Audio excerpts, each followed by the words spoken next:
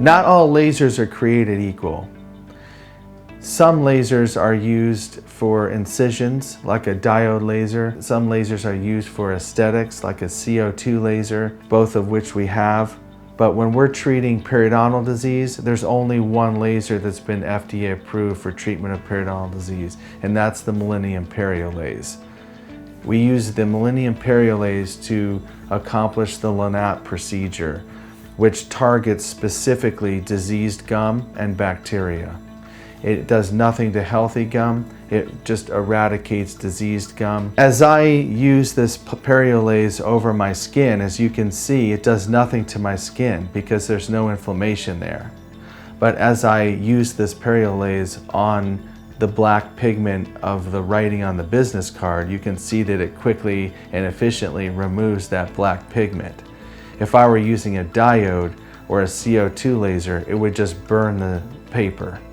But this is very specific because it targets inflammation and pigment, unlike the other two lasers. That's why we don't use those other lasers in periodontal therapy, which can actually damage the gum and bone. So we can remove that safely and non-surgically for the patient, which is more comfortable.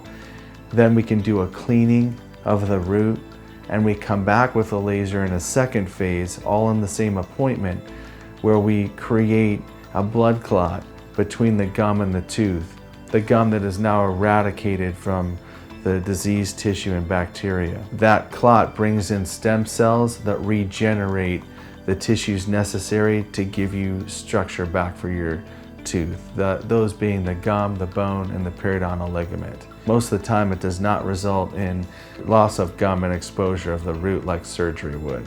Perfect results in periodontal therapy can't always be achieved by a PerioLase, but when we can get to the disease early enough, we can use this technology to provide a therapy that is more comfortable and most of the time less expensive than traditional surgery, because we're not adding bone and materials in that are required in surgery to help regenerate these tissues.